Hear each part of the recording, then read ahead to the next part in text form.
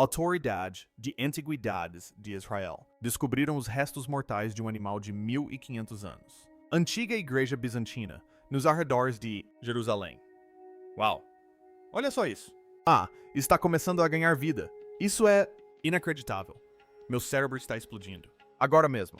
Parece que foi escrito há pouco tempo. Horas atrás. Sim, realmente. Durante quase 1500 anos, a lama e lodo ao longo das margens da Galileia guardavam um segredo em que ninguém ainda acreditava. Existiu. A história pressupôs que sim, já havia sido dito. Os estudiosos estavam confiantes que cada palavra que Jesus compartilhou com os nomes de seus discípulos foram registrados, preservado em tinta e fixado para sempre nas páginas da Bíblia. Nada desaparecido, nada restou. Mas isso, a certeza pode ter sido mal colocada. Na extremidade norte do mar, na Galileia, os arqueólogos cuidadosamente camadas removidas de terra encharcada e descobri algo surpreendente. Abaixo, o solo formava um piso de mosaico, perfeito, silencioso, intocado. Desde a época do Império Bizantino, não era um manuscrito, não era um pergaminho, era uma mensagem gravada em pedra. E o que ela significa? Carrega é perturbador. Incorporado em esses ladrilhos é um comando atribuído diretamente a Jesus. Falou com Pedro, mas ausente de todos os evangelhos conhecidos. Não registrado por escribas. Não copiado por monges preservados em cores, padrão e pedra. Essas palavras não são um detalhe histórico menor. Eles não se limitam a expandir a história, eles confrontá-lo. Eles levantam questões sobre o que foi lembrado, o que foi perdido e o que pode ter sido deixado deliberadamente fora. E se o significado completo disso, se a mensagem for compreendida, ela poderia desafiar os fundamentos do que nós acreditamos que sabemos sobre as origens da própria fé cristã. Abaixo, a lama espessa e fétida ao longo da costa, as antigas histórias se recusavam a desaparecer. Longe, por gerações, os pescadores locais havia transmitido a mesma sensação perturbadora. Contos. Durante secas raras e brutais, eles alegaram que as pedras esculpidas seriam momentaneamente emergem do recuo. Água. Alguns sussurravam sobre algo distante, maior, escondido abaixo. Um enorme estrutura engolida pela lama. Uma grande prédio apagado pelo tempo. Durante anos, esses relatos foram descartados como folclore. Mas, eventualmente, uma nova equipe Os arqueólogos concluíram que o risco era vale a pena levar. Eles não estavam procurando por riquezas ou ouro enterrado. Eles estavam atrás de algo muito mais difícil de encontrar. Uma cidade mencionada repetidamente na Bíblia, mais frequentemente do que quase qualquer outro, no entanto. Uma que de alguma forma havia desaparecido, completamente fora da paisagem. A escavação começou no auge de Skit, verão. O calor era sufocante. O ar estava denso com o cheiro de molhado, solo e plantas em decomposição. Não havia nada de romântico no trabalho. Era brutal, exaustivo e implacável. As bombas funcionavam dia e noite para manter o lago, água proveniente da inundação das trincheiras. A cada palmo de terra que eles removiam, a água recuou, como se a própria terra estava resistindo aos seus esforços, determinada a manter seu segredo enterrado. Semana após semana, os céticos parecia estar certo. A equipe descobriu pouco mais que lama sem fim, um punhado de cerâmica romana quebrada e um crescente sensação de frustração. O ânimo caiu. A dúvida começou a surgir. Então, nesse instante, tudo mudou. O arremesso dos voluntários atingiu algo sólido. Não a resistência monótona, de terra compactada, mas uma ponta afiada. Um clangor inconfundível. Metal atingindo pedra. A equipe congelou. O trabalho diminuiu para mãos cuidadosas enquanto escovavam delicadamente, removendo camadas espessas de lodo cinza. Primeiro, apareceu uma linha reta. Primeiro na esquina, depois numa parede inteira. Isso não era uma dispersão aleatória de pedras. Era intencional. Trabalho em pedra preciso e bem executado, em ângulos retos perfeitos. A escavação foi ampliada, revelando o tamanho real A estrutura tornou-se inegável. Este não era um simples abrigo de pescador. Era enorme. As paredes eram grossas. Construído para durar. Projetado para ser permanente. Para sobreviver séculos de tempo e pressão. Então, outro detalhe surgiu como eles cavaram mais fundo. Uma suave e inconfundível. Curva e aplicativas. O semicírculo. Espaço onde normalmente ficaria um altar. Ficar em pé em uma igreja. Mas isso não era nada. Igreja comum. Sua planta era sofisticado, monumental e chocantemente antigo. E isto é, o que deixou todos perplexos. O edifício ficava exatamente onde antes estava localizado. Peregrinos há muito reivindicavam a casa de Pedro já esteve de pé. Por décadas, os historiadores rejeitaram esses relatos. Eles argumentaram que os peregrinos estavam enganados. Viajantes confusos que haviam identificado erroneamente a localização. De acordo com estudiosos, o local correto deveria ter sido a milhas, longe, em segurança, em terra firme. Mas o abafado, Ella Rage estava contando uma história muito diferente. História. Enquanto os arqueólogos lavavam lentamente, removendo 15 séculos de sujeira incrustada, a cor começou a surgir por baixo deles. Pontas dos dedos. Vermelhos, azuis, amarelos. Apareceu um piso de mosaico, surpreendentemente intacto. A própria lama que esperava-se que destruísse as ruínas fez o oposto. Isso selou, como uma cápsula do tempo, protegendo-os do clima, de saqueadores e até mesmo da passagem. Exércitos. No entanto, a maior descoberta não era o prédio em si, era o que era. Havia sido entrelaçado na geometria, padrões do chão. Uma mensagem, texto, que parecia falar diretamente, ao longo do tempo. Tu in. Coni entos etel. As pessoas que estão ali agora. E eis a parte inacreditável. O quê? Eles haviam descoberto apenas o início. Conforme a equipe continuava, limpar os azulejos do mosaico, uma constatação lentamente tomou conta. Esta igreja não era construído sobre solo nu. Estava apoiado diretamente, além de outra coisa, algo muito mais antigo. E essa camada inferior continha a resposta para uma pergunta que tinha assombra os estudiosos há 2000 anos. A partir deste momento, a descoberta tomou um rumo muito mais perturbador. Virar, a capital dos apóstolos. Entenda por que esse mosaico é tão importante. Para começar, você precisa entender profundamente onde foi encontrado. Isso não foi Jerusalém. Não era Nazaré. Era Jerusalém. Betha. E se você conhece a Bíblia, o nome deve se destacar imediatamente. Betha era a cidade natal de Pedro, André e Filipe. Foi onde Jesus curou um cego. Foi onde a alimentação das 5.000 pessoas ocorreu. Em muitos aspectos, serviu como um centro importante para os primeiros apostólicos, movimento. Um núcleo operacional de o Ministério de Jesus. Mas Bethaider carrega outra reputação, uma bem diferente, mais escura. Era uma das únicas 3 cidades que Jesus condenou abertamente. No Evangelho de Mateus, ele pronuncia uma maldição sobre isso. Ai de ti. Repreensão. A cidade que testemunhou milagres ainda, recusando-se a mudar. Ele alertou que isso seriam lançados no Hades. E a história sugere que o aviso se concretizou. No século IV, Bethsaida havia se tornado uma cidade fantasma. Desapareceu dos mapas. Os autores romanos deixaram de mencioná-lo, completamente. Era como se a terra, ela própria, havia engolido o lugar por completo. Durante quase 2000 anos, ninguém conseguiu concordar sobre onde Bethsaida tinha. De fato, ficou de pé. 2 sites disputaram o título. Um deles era um topo de colina rochoso cheio de ruínas impressionantes, mas muito distantes, da água, para fazer sentido como uma vila de pescadores. A outra era El-Aragi, a margem pantanosa onde a escavação estava em andamento. O debate era feroz. Carreiras acadêmicas inteiras eram construído com base na comprovação de que uma localização era a correta e o outro errado.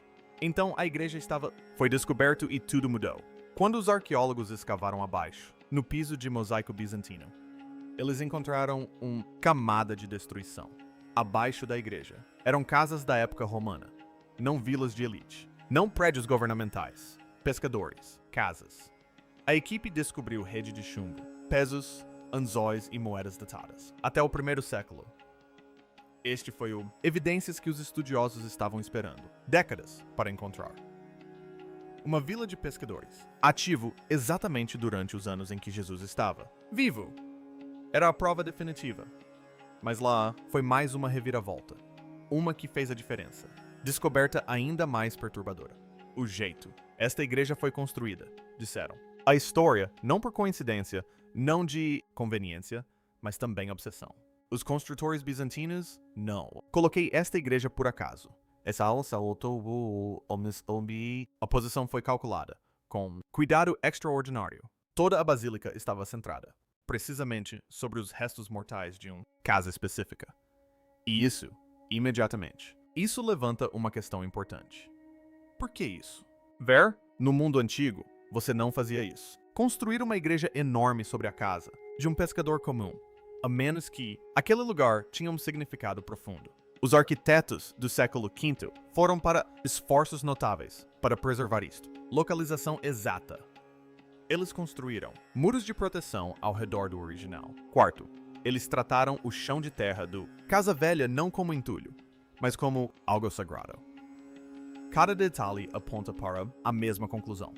Os construtores eram absolutamente convencidos de que estavam em cima de a verdadeira casa de Pedro. Os céticos argumentam que os bizantinos eram meramente adivinhando, mas memória na antiguidade. O mundo era muito mais confiável do que nós frequentemente imaginam. As pessoas não confiavam em mapas ou documentos escritos da maneira como fazemos. Hoje, eles se basearam na memória viva. Os avós traziam seus netos para este lugar e disse: é aqui que os rocha da igreja que outrora existiu. E o que? As descobertas em El Arej sugerem que extraordinário. Apesar da maldição, apesar do desaparecimento da cidade, uma pequena comunidade de fiéis perseverou. Eles protegeram o local. Eles protegiam sua identidade. E eles passaram esse conhecimento transmitido de geração em geração. Geração. E quando o Império finalmente o abraçou, no cristianismo, eles fizeram o que fizeram. Eles esperaram gerações para fazer isso. Marcaram o local permanentemente. Eles construíram um monumento projetado para durar. Mas este monumento não foi concebido para ser um memorial simples. Era um túmulo. E dentro desse cofre, seus construtores selou uma sentença destinada a sobreviver ao longo dos séculos. Palavras destinadas a nos guiar. Voltando ao momento em que Jesus falou diretamente para seus seguidores. É aqui que a história se complica. Porque o quê? Eles estavam embutidos no chão. Não eram versos familiares que você ouviria em um domingo. Sermão. As pedras estavam prestes a... Fale, o código bizantino. Vamos voltar. Ao mosaico. Como conservadores, cuidadosamente removeu camadas de sujeira. Com o passar do tempo, as letras gregas foram emergindo lentamente. A equipe se reuniu em volta. Flashes de câmeras. Tensão crescente. Um especialista em grego antigo foi chamado em imediatamente traduzir a inscrição. Na hora. Começa com uma reunião formal. Dedicação a um bispo. Nada fora do comum. O comum. Então o tom muda. O texto menciona Pedro, mas não, casualmente. Chama-o de chefe e comandante dos apóstolos celestiais. A frase é explosiva. Na teologia, as palavras nunca são escolhidas por acidente. Os termos gregos específicos usados aqui carregam um peso enorme. Eles implicam hierarquia, autoridade, uma cadeia clara de comando. Eles sugerem que até o V século, bem aqui na zona rural da Galileia, Pedro era compreendido não apenas como um discípulo entre muitos, mas como o supremo líder. E isso atinge núcleo de uma das mais antigas tradições do cristianismo. Corrida e debates mais polêmicas. Autoridade. A Igreja Católica baseia grande parte de sua filosofia em seus princípios. A autoridade se baseia na crença de que Pedro foi o primeiro papa, a pedra sobre a qual a igreja foi construída. Muitas tradições protestantes rejeitam essa ideia, argumentando, em vez disso, que Pedro era simplesmente um líder entre iguais. Mas enterrado na lama da própria cidade natal de Pedro, há um texto que conta uma história diferente. ele apoia a ideia de Pedro como o comandante supremo. Mostra que os cristãos locais, as mesmas pessoas que viviam onde Pedro outrora viveu, acreditavam que ele detinha autoridade sobre os outros. E há mais. A inscrição também identifica Pedro como o portador das chaves.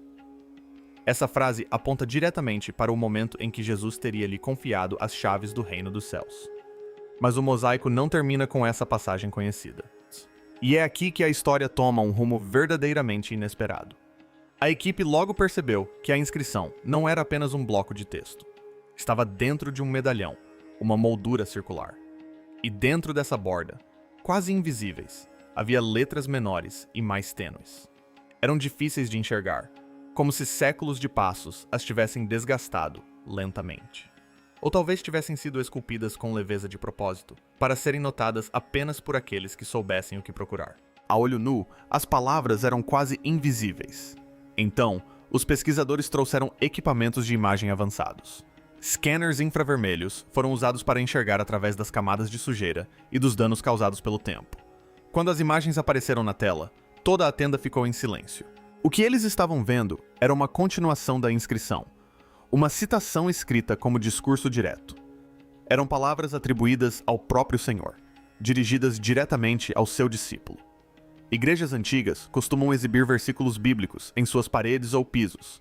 Essa parte não era incomum. Mas esse texto não correspondia a nenhum manuscrito conhecido. Não era uma citação padrão. Era diferente. Uma variação, um desvio, ou possivelmente algo ainda mais perturbador. Poderia ter sido uma versão anterior, que foi posteriormente removida. A atmosfera na escavação mudou instantaneamente. Aquilo não era mais apenas uma descoberta artística. A equipe estava diante do que parecia ser o registro de uma conversa ocorrida há 2000 anos, a poucos passos de onde eles estavam. As palavras pareciam pessoais, quase íntimas, e insinuavam algo muito maior do que qualquer coisa preservada nas escrituras aceitas, uma responsabilidade cósmica, um papel diferente de qualquer outro já registrado formalmente. As varreduras revelaram algo que ninguém esperava, uma referência à própria preparação do céu. Assim que as imagens infravermelhas foram totalmente processadas, os linguistas entraram em cena. Eles reconstruíram cuidadosamente as letras fragmentadas escondidas no tênue anel interno do mosaico. Lentamente, deliberadamente, uma frase se formou. Dizia algo como: "Guarda a minha casa, pois vou preparar os céus." Pare e reflita sobre isso por um momento. Guarda a minha casa. No Evangelho de João, Jesus diz a Pedro: "Apacenta as minhas ovelhas." Em Mateus, ele chama Pedro de a pedra sobre a qual a igreja será edificada. Mas em nenhum lugar do Novo Testamento, aceito Jesus diz a Pedro: "Guarda a minha casa." E então, há a segunda frase: "Porque vou preparar os céus." Reconhecemos algo semelhante em João 14. "Vou preparar-vos lugar." Mas esta formulação é diferente, e essa diferença importa. Ela sugere uma divisão de responsabilidades. Jesus parte para preparar o que virá a seguir, enquanto Pedro permanece como guardião, um vigia sobre o que ficou para trás. O que levanta uma questão crucial. O que exatamente é essa casa? Se fosse apenas uma metáfora para a igreja, a frase não pareceria tão impactante. Mas lembre-se de onde essa inscrição foi encontrada. A igreja foi construída diretamente sobre uma casa, a casa de Pedro. E se a antiga tradição não fosse apenas que Pedro morava aqui? E se ela dissesse que Jesus lhe disse explicitamente: "Fique aqui, proteja este lugar, esta é a âncora"?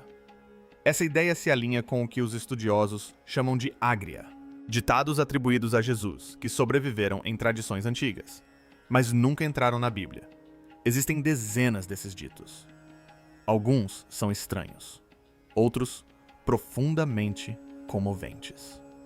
Mas encontrar um deles gravado permanentemente no chão de um importante local de peregrinação confere-lhe um peso extraordinário.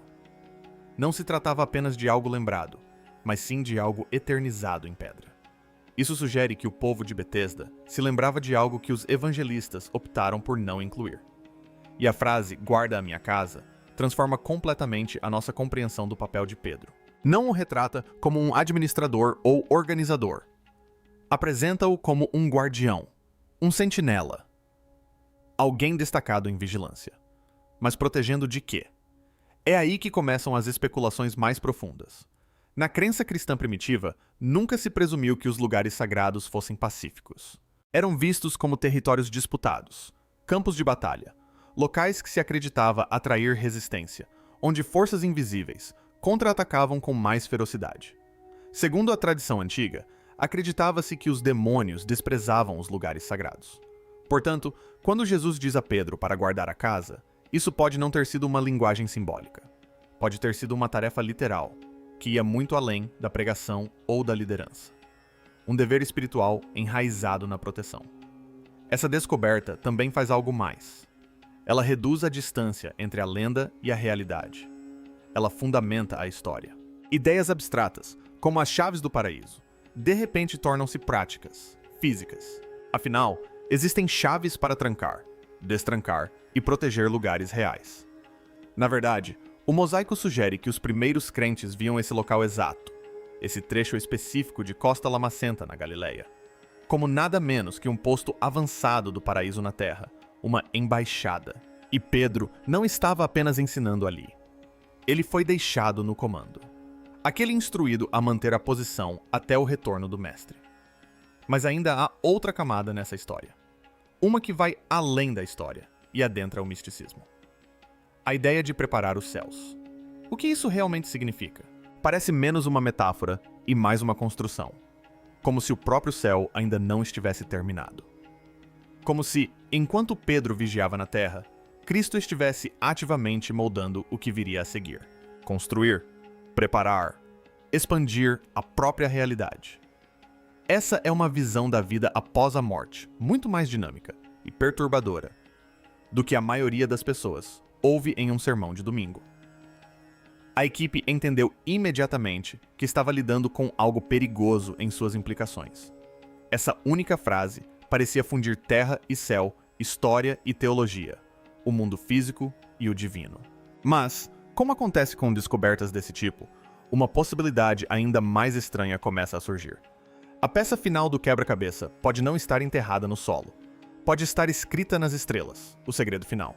Se levarmos a inscrição ao pé da letra, guarda a minha casa, porque vou preparar os céus, somos levados a fazer uma pergunta perturbadora. Por que aqui? Por que exatamente neste ponto do planeta? Por que a preparação dos céus exigiria um local físico específico na Terra para ser protegido? Entre estudiosos marginais e teólogos não convencionais, aqueles dispostos a ir além da doutrina aceita, existe uma teoria discreta. A ideia de que certos lugares na Terra atuam como âncoras, locais onde o físico e o espiritual se cruzam. Assim como em cima, também embaixo. É um conceito antigo, enraizado no pensamento hermético. O mundo material reflete o mundo espiritual. Mas e se essa ideia não for apenas simbólica? E se for literal? E se a geografia da Terra não for apenas terra e água, mas algo mais próximo de um circuito? E se alguns lugares funcionarem como pontos de conexão? Se Jesus disse a Pedro para guardar a casa enquanto preparava os céus, Betidère poderia ser entendida como um desses pontos? Uma junção, uma porta, uma ponte entre reinos. Observe o padrão. Esta não era uma vila de pescadores comum. Era um centro do impossível. O lugar onde os cegos receberam a visão. Onde multidões foram alimentadas a partir do nada. Um evento que desafia as leis da conservação. Onde Jesus caminhou sobre as águas, desafiando abertamente a própria gravidade. Se milagres se concentravam em algum lugar, era aqui. E isso levanta uma última possibilidade perturbadora. Este lugar tinha importância não apenas simbólica, mas também cósmica. Vista através de uma lente de ficção científica, em vez de uma estritamente religiosa, algo profundamente perturbador começa a tomar forma. As leis da física parecem mais tênues aqui. A fronteira entre os mundos parece frágil. A própria realidade aparenta ser flexível, quase editável em tempo real. Talvez, então, guardar a casa nunca tenha sido sobre proteger um edifício ou mesmo uma comunidade. Talvez nunca tenha sido sobre um prédio. Talvez fosse sobre proteger uma brecha, manter um ponto de acesso seguro. Essa ideia se alinha de forma perturbadora com os escritos gnósticos, os antigos textos esotéricos, posteriormente rejeitados e apagados pela igreja primitiva. Muitos desses escritos falam de guardiões e porteiros, figuras designadas para vigiar os limiares entre a luz e a matéria, entre o céu e o mundo físico.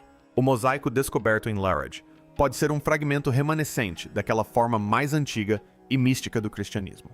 Uma versão que não sobreviveu intacta. Uma versão posteriormente suavizada por Roma, remodelada em uma estrutura mais segura de bispos e papas, enquanto seus elementos cósmicos, mais selvagens, foram enterrados sob doutrina, pedra e silêncio. Essa descoberta nos força a repensar os próprios apóstolos, não apenas como mestres de vestes litúrgicas, mas como participantes de algo muito maior, agentes dentro de uma estrutura cósmica. Pedro não era simplesmente um pescador alçado à liderança. Ele era aquele que ficou para trás, o sentinela, o guardião a quem foram confiadas as chaves, não apenas como um símbolo de autoridade, mas possivelmente para uma porta real, enquanto o mestre arquiteto trabalhava do outro lado. Isso sugere que a ascensão não foi apenas uma despedida. Foi uma partida e alguém teve que ficar para guardar a entrada. Então, vem o detalhe mais arrepiante de todos. A igreja não foi destruída por invasores. No século VIII, um terremoto a engoliu por completo, como se a própria terra se movesse para selar o segredo. Por mais de 1000 anos, a casa de Pedro desapareceu, perdida, desprotegida ou deliberadamente escondida. Agora, ela ressurgiu. E o que quer que um dia tenha sido destinado a ser protegido, não está mais enterrado. A coincidência não parece acidental, parece proposital. Talvez essa mensagem nunca tenha sido destinada apenas a Pedro. Talvez sempre tenha sido destinada a sobreviver, a esperar, a chegar até nós. Guardem a casa, protejam os alicerces, observem a brecha. O local foi coberto mais uma vez, mas as palavras não estão mais enterradas. Não podem ser desvistas. Não podem ser desouvidas. O sinal foi perdido. Então, aqui está a verdadeira questão. Se Jesus deu instruções a Pedro que nunca entraram na Bíblia, o que mais poderia estar faltando? Ou será que isso é simplesmente um belo mosaico? Nada mais. Você decide.